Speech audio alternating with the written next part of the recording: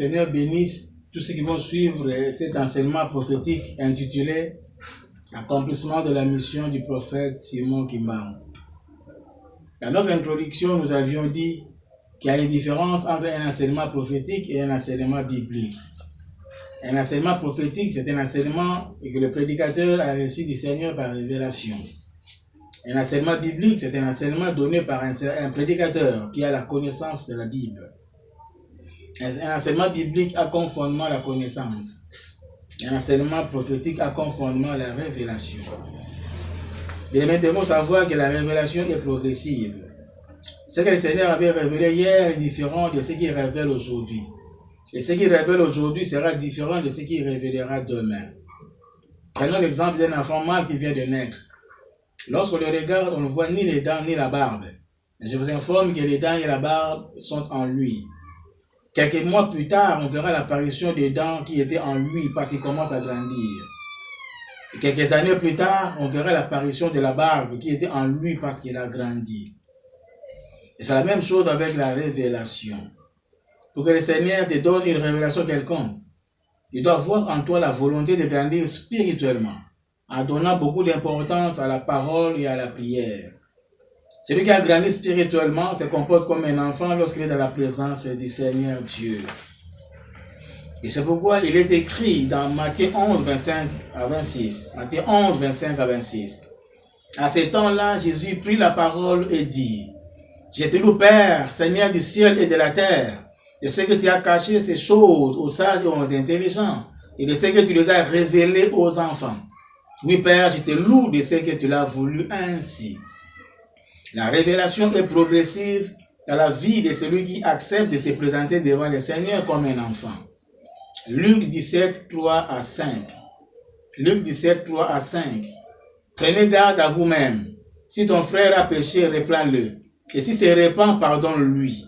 Et s'il a péché contre toi 7 fois dans un jour, et que 7 fois il revient à toi disant, je me repens, tu lui pardonneras. Les apôtres dirent au Seigneur, augmente-nous la foi. Dans ce verset, le Seigneur disait aux apôtres que si ton frère a péché contre toi 7 fois dans un jour, tu lui pardonneras. C'était difficile pour les apôtres de pardonner 7 fois dans un jour à une seule personne. Et c'est pourquoi ils avaient dit, Seigneur, augmente-nous la foi. La Bible dit dans Romains 10, 17, ainsi la foi vient de ce qu'on entend, et ce qu'on entend vient de la parole de Christ. À force d'écouter la parole de Christ, ils grandissaient spirituellement et leur foi augmentait. Ils pouvaient pardonner 7 fois dans un jour à une seule personne comme Jésus leur avait dit. Ils étaient dans la joie. L'apôtre Pierre voulait que Jésus-Christ sache que leur foi avait augmenté. Il est revenu, c'est ce que Jésus-Christ leur avait dit, ne sachant pas que la révélation est progressive. Matthieu 18, 21. Alors Pierre s'approcha de lui et dit, « Seigneur, combien de fois pardonnerai-je à mon frère lorsqu'il péchera contre moi? Sera-ce jusqu'à 7 fois? » Jésus-Christ avait compris que la foi des apôtres avait augmenté. Verset 22. Jésus lui dit, je ne dis pas jusqu'à 7 fois, mais jusqu'à 70 fois 7 fois. L'apôtre Pierre avait compris que la révélation est progressive. Hier, il devrait pardonner 7 fois dans un jour à une seule personne. Aujourd'hui, Jésus lui dit, je ne dis pas jusqu'à 7 fois, mais jusqu'à 70 fois 7 fois. Et demain, il lui dira, je ne dis pas jusqu'à 70 fois, mais jusqu'à 700 fois 7 fois. Luc 22, 36. Et il leur dit, maintenant, au contraire, que celui qui a une bourse la prenne, que celui qui a un sac le prenne également, et que celui qui n'a point d'épée vende son épée et achète une épée.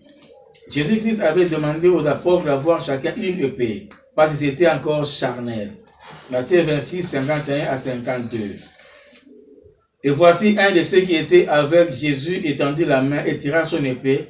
Il frappa les serviteurs du souverain sacrificateur et lui emporta l'oreille. Alors Jésus lui dit, remets ton épée à sa place, car tous ceux qui prendront l'épée périront par l'épée. La révélation est progressive. Jésus-Christ avait appris aux apôtres que celui qui est charnel peut utiliser une épée, parce qu'il est aussi combattant. Mais celui qui voudrait devenir spirituel, conduit par le Saint-Esprit, ne peut pas utiliser une épée. Et celui qui refuse d'utiliser une épée cesse d'être combattant, il devient véritable adorateur. Celui qui s'accrochera à son épée restera toujours combattant. il ne deviendra pas un véritable adorateur parce qu'il ne sait pas que la révélation est progressive. Un véritable adorateur n'utilise pas une épée. La révélation est progressive. Et c'est pour cela que Jésus-Christ disait dans Jean 16, 13, quand le consolateur sera venu, l'Esprit de vérité, il vous conduira dans toute la vérité, car il ne parlera pas de lui-même, mais il dira tout ce qu'il aura entendu et il vous annoncera les choses à venir.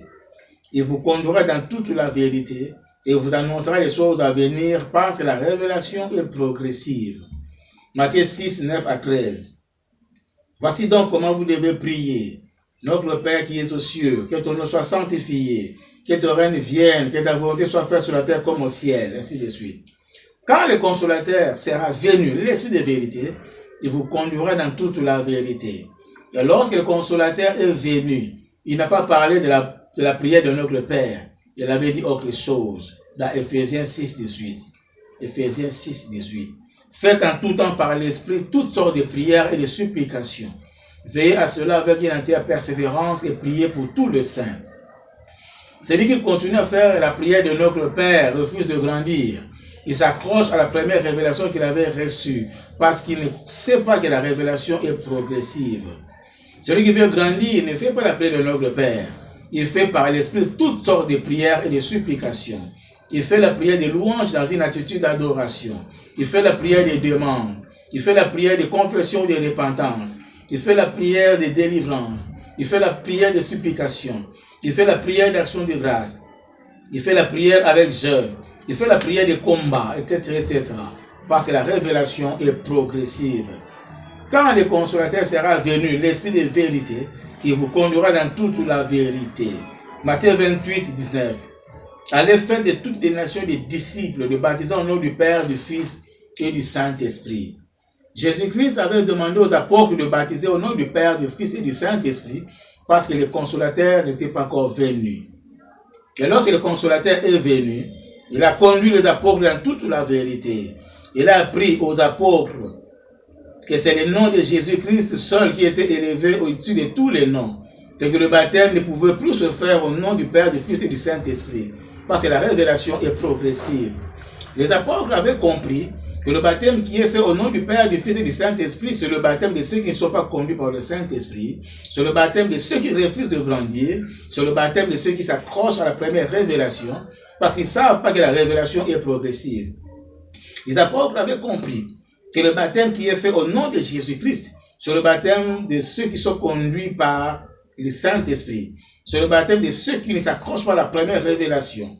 Parce qu'ils savent que la révélation est progressive. Acte 2, 37 à 38. Acte 2, 37 à 38. Après avoir entendu ces discours, ils eurent le cœur vivement touché et ils dirent à Pierre et aux autres apôtres, « Hommes, frères, que ferons-nous » Pierre leur dit, « Repentez-vous et que chacun de vous soit baptisé au nom de Jésus-Christ pour le pardon de vos péchés. Vous recevrez les dons du Saint-Esprit. » Si tu veux grandir dans n'importe quel domaine de la vie, ne t'accroche pas à la première révélation que tu avais reçue. Parce que la révélation est progressive.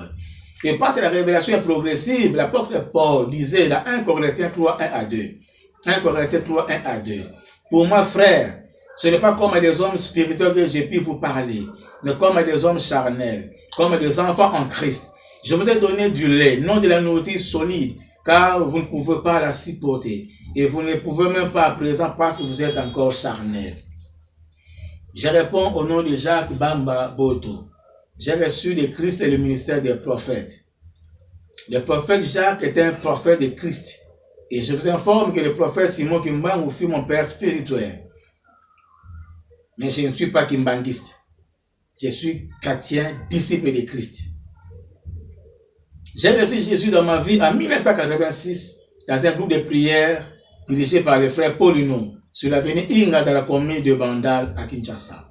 J'ai été baptisé à l'église pentecôtiste de Makapan, située sur l'avenue du Ring numéro 1, Kinshasa Ngalema, le 3 mai 1986.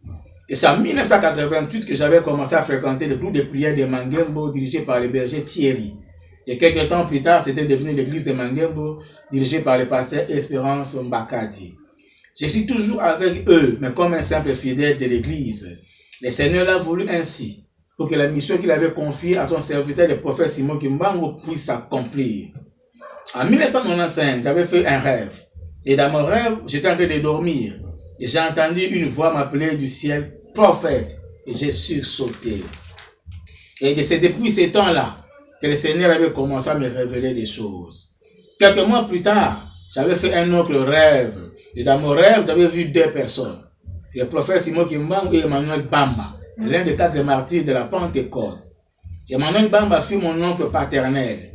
Mon défunt père était son petit frère. Il s'appelait Boto Bamba. La plupart des gens l'appelaient Taboto. Le Seigneur m'avait dit que ces deux personnes que j'avais vues dans mon rêve représentaient mes deux familles.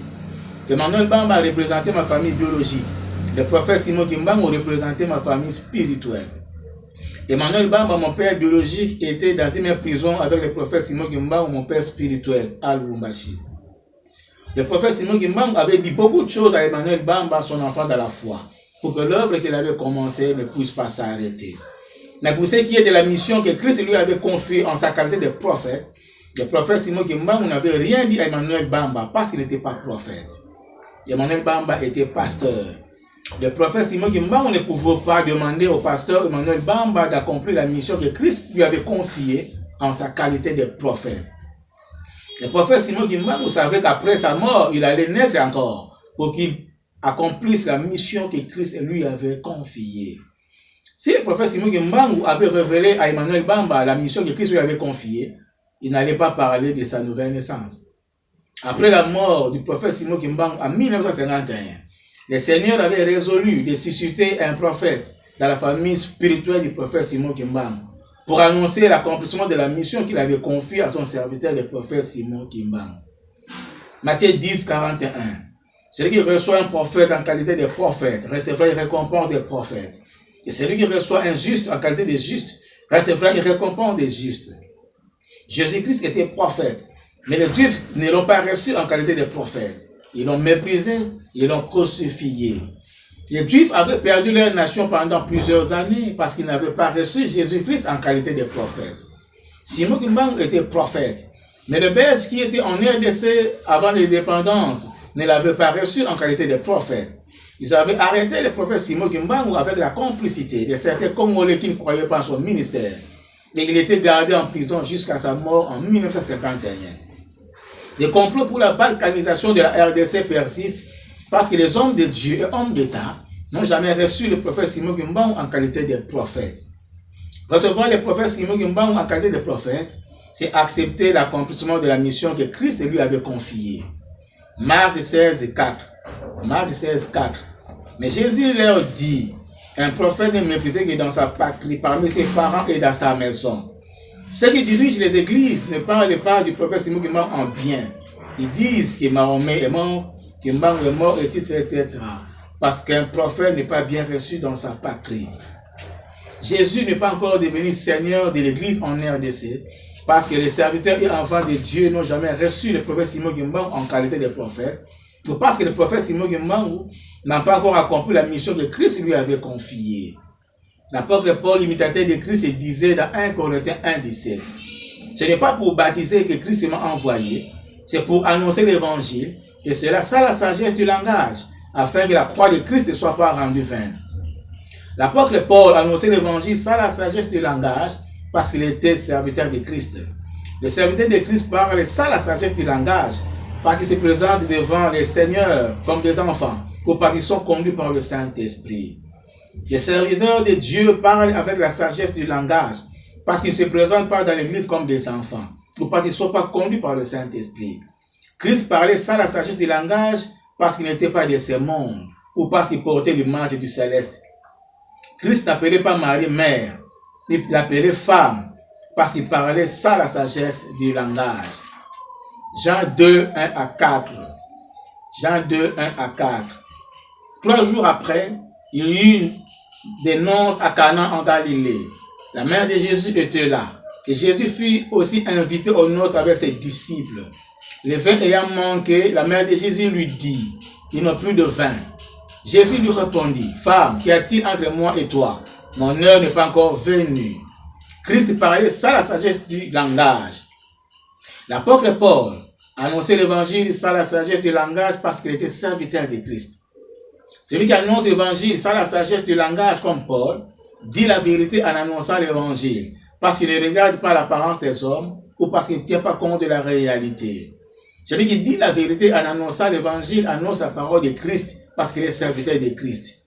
Les serviteurs de Christ parlent sans la sagesse du langage parce qu'ils sont célestes ou spirituels. Celui qui annonce l'évangile avec la sagesse du langage annonce l'évangile sans dire la vérité parce qu'il regarde à l'apparence des hommes ou parce qu'il tient compte de la réalité. Celui qui annonce l'évangile sans dire la vérité annonce la parole de Dieu parce qu'il est serviteur de Dieu. Les serviteurs de Dieu parlent avec la sagesse du langage parce qu'ils sont terrestres ou charnels. Lorsque le roi David avait péché en tuant Uri, après avoir engrossé sa femme, l'Éternel Dieu lui avait envoyé Nathan son serviteur. Et Nathan avait parlé au roi David avec la sagesse du langage parce qu'il était prophète de Dieu, ou parce qu'il était serviteur de Dieu, ou parce qu'il n'était pas conduit par le Saint-Esprit. Vous allez lire ça dans 2 Samuel 12, 1 à 14. 2 Samuel 12, 1 à 14. Les serviteurs de Dieu parlent avec la sagesse du langage pour plaire aux hommes. Les serviteurs de Christ parlent sans la sagesse du langage pour plaire à Christ. L'apôtre Paul disait dans Galates 1, 10. Et maintenant, est-ce que la faveur des hommes que je désire au sein de Dieu? Est-ce que je cherche à plaire aux hommes? Si je plaisais encore aux hommes, je ne serais pas serviteur de Christ. Paul parlait sans la sagesse du langage parce qu'il était serviteur de Christ. Et il disait dans 1 Corinthiens 11, 1, soyez mes imitateurs comme je le suis moi-même de Christ. Le prophète Simon Kimbangu avait imité l'apôtre Paul. Il parlait sans la sagesse du langage parce qu'il était prophète de Christ. Et c'est parce que le prophète Simon Kimbangu parlait sans la sagesse du langage qu'il était gardé en prison jusqu'à sa mort. L'apôtre Paul disait dans 1 Corinthiens 4, 9 à 10, 1 Corinthiens 4, 9 à 10, car Dieu, ça me semble, a fait de nous apôtres, des derniers des hommes, des condamnés à mort en quelque sorte, puisque nous avons été en spectacle au monde, aux anges et aux hommes. Nous sommes fous à cause de Christ, mais vous, vous êtes sages en Christ. Nous sommes faibles, mais vous êtes forts. Vous êtes honorés et nous sommes méprisés. L'apôtre Paul s'est considéré comme un condamné à mort, non parce qu'il était apôtre, mais parce qu'il parlait sans la sagesse du langage. Un apôtre qui parle avec la sagesse du langage ne se considère pas comme un condamné à mort, parce qu'il est serviteur de Dieu.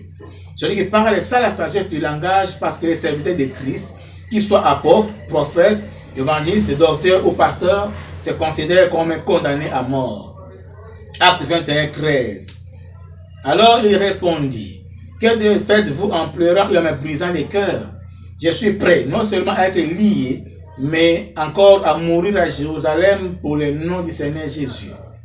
Ne peut annoncer l'évangile sans la sagesse du langage comme l'apôtre Paul et le prophète Simon Kimbangu. Celui qui est prêt à être arrêté et à mourir pour le nom du Seigneur Jésus-Christ parce qu'il est serviteur de Christ. Celui qui annonce l'évangile avec la sagesse du langage parce qu'il n'est pas prêt à être arrêté et à mourir pour le nom du Seigneur Jésus-Christ n'est pas serviteur de Christ. Il est serviteur de Dieu. Christ parlait sans la sagesse du langage et il avait traité le roi Hérode de renard parce qu'il était prêt à mourir pour le salut de l'humanité. Luc 13, 31 à 33. Luc 13, 31 à 33. Ces mêmes jours, quelques pharisiens vinrent lui dire, va-t'en, pars d'ici, car Hérode veut te tuer. Il leur répondit, allez et dites à ce renard, voici je chasse les démons et je fais des guérisons aujourd'hui et demain. Et le troisième jour, j'aurai fini. Mais il faut que je marche aujourd'hui, demain et les jours suivants, car il ne convient pas qu'un prophète périsse hors de Jérusalem. Christ avait envoyé son serviteur l'apôtre Paul pour annoncer l'évangile, et cela sans la sagesse du langage, afin que la croix de Christ ne soit pas rendue vaine. Christ m'a aussi envoyé pour annoncer l'accomplissement de la mission qu'il avait confiée à son serviteur le prophète Simon Kimbangu, et cela sans la sagesse du langage, afin que la royauté et la seigneurie de Christ ne soient pas rendues vaines dans le monde et dans l'Église. La Bible dit dans Osée 12, 14, Osée 12, 14, par un prophète l'Éternel fit monter Israël hors d'Égypte, et par un prophète Israël fut gardé.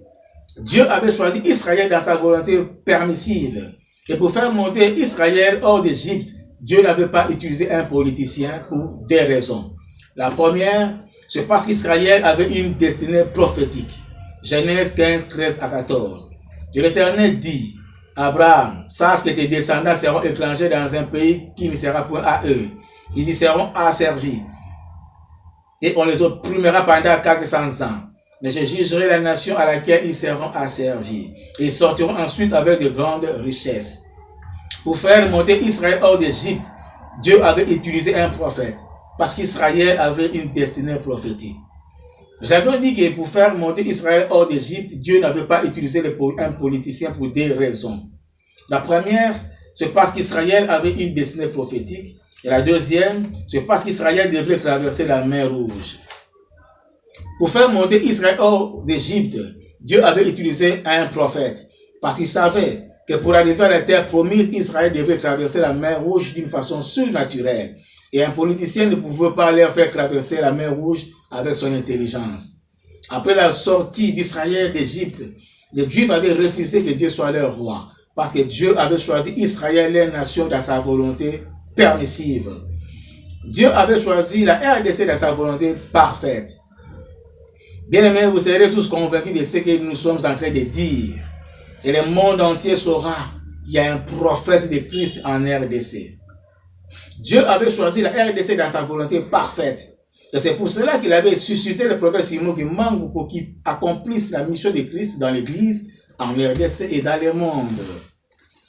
La délivrance de la RDC viendra des noms que Dieu va susciter et non des noms que les hommes vont voter. La délivrance de la RDC viendra de l'Église et non des politiciens. Parce que l'Esprit du Seigneur a saisi l'Église. Ce n'est pas parce que les peuples refusent que l'Esprit du Seigneur saisisse l'Église qu'il saisira les politiciens. Et ce n'est pas parce que les politiciens refusent de se soumettre à la volonté de Dieu que Dieu changera sa décision. Dans notre introduction, nous avions dit que l'Éternel, c'est le Dieu de l'Ancienne Alliance. Et le Seigneur, c'est le Dieu de la Nouvelle Alliance. Dans l'Ancienne Alliance, lorsque l'Esprit de l'Éternel saisissait quelqu'un pour accomplir une mission quelconque, c'est toujours lui qui l'accomplissait. L'Esprit de l'Éternel avait saisi Moïse pour délivrer Israël de l'esclavage en Égypte. Moïse avait refusé, mais c'est toujours lui qui avait accompli cette mission, parce que l'Esprit de l'Éternel n'avait saisi que lui. L'Esprit de l'Éternel avait saisi Jonas pour proclamer la parole de Dieu à Ninive. Jonas avait refusé, mais c'est toujours lui qui avait accompli cette mission, parce que l'Esprit de l'Éternel n'avait saisi que lui. Lorsque l'Esprit de l'Éternel ou du Seigneur saisit une personne dans une nation, cela veut dire que Dieu est descendu pour combattre contre les ennemis de cette nation-là. Nous avons dit que l'Esprit de l'Éternel avait saisi Moïse pour délivrer Israël de l'esclavage en Égypte. L'Esprit de l'Éternel avait saisi Moïse parce que Dieu était descendu pour les Juifs. Exode 3, 7 à 8. L'Éternel dit, « J'ai vu la souffrance de mon peuple qui est en Égypte, et j'ai entendu les cris que lui font pousser ses oppresseurs, car je connais ses douleurs. Je suis descendu pour les délivrer de la main des Égyptiens, et pour les faire monter de ce pays dans un bon et vaste pays, dans un pays où coule le lait et le miel, dans le lieu qu'habitent les Cananéens, les Héthiens, les Amoréens, les Phérésiens, les Éviens et les Jébusiens. Celui qui est saisi par l'Esprit de l'Éternel ou du Seigneur devient un autre homme, parce que l'Esprit de l'Éternel ou du Seigneur vient avec l'onction pour accomplir la mission de Dieu. 1 Samuel 10, 6. L'Esprit de l'Éternel te saisira, tu prophétiseras avec eux, et tu seras changé en un autre homme. L'Esprit de l'Éternel avait saisi David pour être roi en Israël à la place de Saoul. Saoul s'est opposé à la décision de Dieu, mais c'est toujours David qui était devenu roi à sa place, parce que l'Esprit de l'Éternel l'avait déjà saisi. L'Esprit de l'Éternel avait saisi Sarah pour enfanter Isaac, l'enfant de la promesse. Vu que l'enfant tardait à venir, Sarah céda sa servante Agar à Abraham pourvu que l'enfant de la promesse naisse. Par manque de patience, Abraham et Sarah pensaient que l'enfant de la promesse pouvait naître d'Agar. Après avoir eu un enfant avec Agar, servante de Sarah, l'enfant de l'Éternel lui donna le nom d'Ismaël, car ce n'était pas lui l'enfant de la promesse. Jean 16, juste 11 verset. L'enfant de la promesse était venu de Sarah selon que Dieu l'avait dit. Ce qui s'est passé avec Abraham, Sarah et Agar n'est pas différent de ce qui se passe en RDC. Abraham représente la RDC, Sarah représente l'Église, Agar représente les politiciens. Plusieurs serviteurs de Dieu de la RDC et d'autres pays ont prophétisé disant que Dieu visitera la RDC. Certains parmi eux ont parlé avec précision disant que l'enfant de la promesse ou celui que Dieu utilisera pour délivrer la RDC sortira de l'église parce que l'Esprit du Seigneur a saisi l'église. Vu que Sarah ou l'église n'arrive pas à faire sortir l'enfant de la promesse que Dieu utilisera pour diriger la RDC dans sa volonté parfaite, les regards de tout le monde est tourné vers Agar ou vers les politiciens, attendant de l'apparition de l'enfant de la promesse. L'enfant de la promesse sortira de l'église, parce que l'Esprit du Seigneur n'a pas saisi les politiciens, mais l'église. Celui que le peuple votera s'appelle Ismaël, et celui que Dieu suscitera s'appelle Isaac. Dieu avait choisi la RDC dans sa volonté parfaite. Il avait suscité les prophètes Simon Kimbangu pour qu'il accomplisse la mission de Christ dans l'église en RDC et dans le monde. Les prophètes Simon Kimbangu devraient conduire la RDC vers la montagne ou dans la présence de son Dieu, dans la volonté parfaite de Dieu. Et parce que le prophète Simon Kimbangu avait été méprisé et arrêté par le Belge, avec la complicité de certains Congolais, la RDC qui devrait conduire vers la montagne dans la volonté parfaite de Dieu, comme une nation chrétienne, les policiers l'ont conduit dans la plaine et dans la volonté permissive de Dieu, comme une nation laïque. Genèse 19, 17. Après les avoir fait sortir, l'un d'eux dit, « Sauve-toi pour ta vie et ne regarde pas derrière toi. Ne t'arrête pas dans toute la plaine. Sauve-toi vers la montagne de peur que tu ne périsses. Sauve-toi vers la montagne. » C'était ça la volonté parfaite de Dieu. Dans la montagne, dans la volonté parfaite de Dieu, dans la volonté parfaite de Dieu, il y a la protection divine et il y a la vie. L'un avait fait savoir à l'autre que dans la volonté permissive de Dieu, il y a la mort. Mais l'autre n'avait pas compris. L'ange lui avait dit, sauve-toi vers la montagne de peur que tu ne périsses. L'ange pouvait lui dire, si tu ne te sauves pas vers la montagne dans la volonté parfaite de Dieu, tu te retrouveras dans la plaine, dans la volonté permissive de Dieu. Et dans la plaine, dans la volonté permissive de Dieu, il y a la mort. Genèse 19, 18 à 22. Genèse 19, 18 à 22. L'autre leur dit, ô Seigneur, voici, j'ai trouvé grâce à tes yeux, et tu as montré la grandeur de ta miséricorde à mon égard, en me conservant la vie. Mais je ne puis me sauver à la montagne avant que le désastre m'atteigne, et je périrai. Voici cette ville est assez proche pour m'y réfugier, et elle est petite, pour que je puisse m'y sauver. N'est-elle pas petite, et que mon âme vive? Et il lui dit, voici je t'accorde encore cette grâce, et je ne détruirai pas la ville dont tu parles. À toi de t'y réfugier, car je ne dois rien faire jusqu'à ce que tu y sois arrivé. C'est pour cela que l'on a donné à cette ville le nom de toi. L'autre avait préféré prendre le chemin de la plaine, et il avait conduit sa famille dans la volonté permissive de Dieu. Et c'est Dieu qui avait permis que la femme de l'autre puisse regarder en arrière et devenir une statue de sel, pour que l'autre comprenne qu'il n'était pas dans la volonté parfaite de Dieu. C'est l'autre qui avait sacrifié sa femme, parce qu'il n'avait pas voulu se rendre vers la montagne dans la volonté parfaite de Dieu. Si l'autre avait accepté de se rendre vers la montagne avec sa famille dans la volonté parfaite de Dieu, Dieu n'allait pas permettre que la femme de l'autre puisse regarder en arrière, parce que dans la volonté parfaite de Dieu, il y a la protection divine et il y a la vie. Il y a encore un autre exemple. La Bible dit dans Josué 3:6, et Josué dit au sacrificateur, portez l'arche de l'alliance et passez devant le peuple. Ils partirent et portèrent l'arche de l'alliance. Ils marchèrent devant le peuple.